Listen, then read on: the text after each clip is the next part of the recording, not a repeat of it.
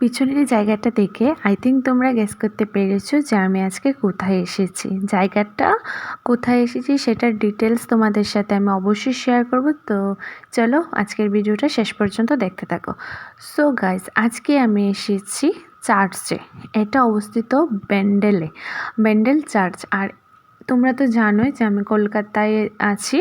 তো এখন এখানে আমি ঘোরাঘুরি করে তোমাদের সাথে সম্পূর্ণটা শেয়ার করছি। তো আজকে আমি গেছিলাম একটা চার্চে। আর এটা কোথায় সেটার লোকেশানটাও বলছি। এটা হচ্ছে ব্যান্ডেল রেলওয়ে স্টেশন ধরে আমি তোমাদেরকে বলে দিচ্ছি, তাহলে তোমাদের অনেকটা হেল্প হবে। সো এটা ব্যান্ডেল স্টেশনে গিয়ে তারপর ওখান থেকে টোটোতে উঠে যেতে হয়। ওখানে বললেই যে ব্যান্ডেল চার্চে যাব, তো ওরা তোমাদেরকে একদম চার্চের ঠিক সামনে নিয়ে যাবে। তো তারপর তোমরা এখানে একটা চার্চের ভিতরে সবটা দেখতে পারবে।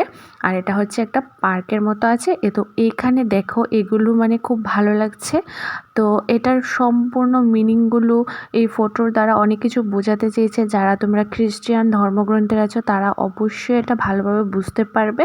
তো সেই জন্য আমি এটা সম্বন্ধে সেরকম জানি না, সেজন্য আমি তোমাদেরকে ওটা বলছি না। তো তোমাদেরকে পার্কটা পুরোটা ঘুরে দেখানোর পর এখন যাচ্ছি আমরা চার্চের ভিতরে। তো এখানে গিয়ে কি দেখলাম চলো। ফার্স্টে এই যে ভিতর দিয়ে এসে তারপর এখান দিয়ে আসতে হয়। আর এই যে দেখো সিঁড়িটা, এটা দিয়ে একদম উপরে উঠে এখানে প্রার্থনা করার যে জায়গাটা ওইটা এইখানে। তো চলো সিঁড়িগুলো দেখো কীরকম আঁকা বাঁকা। এই সিঁড়িগুলো খুবই সুন্দর লাগছে নিচ থেকে দেখে। আর দেখো আমি তোমাদেরকে চারপাশটা একটু ছোট্ট করে দেখিয়ে দিচ্ছি।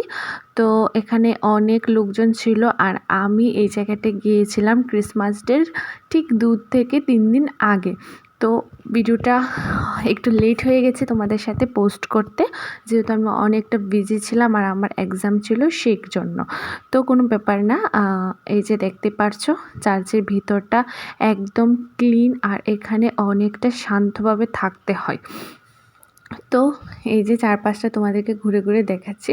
সো গাইস, তোমরা যদি কেউ আমার চ্যানেলে নতুন হয়ে থাকো অবশ্যই চ্যানেলটা সাবস্ক্রাইব করে দেবে এবং ভিডিওটা ভালো লাগলে অবশ্যই একটা লাইক করে দিও। আর কোন জায়গাটা তোমার কেমন লাগছে সেটা অবশ্যই কমেন্ট করে জানাতে ভুলো না। তো এই যে সিঁড়ি দিয়ে উপরে উঠে আমরা এখন এখানে এসে পড়েছি চার্চের ঠিক সামনাটাই।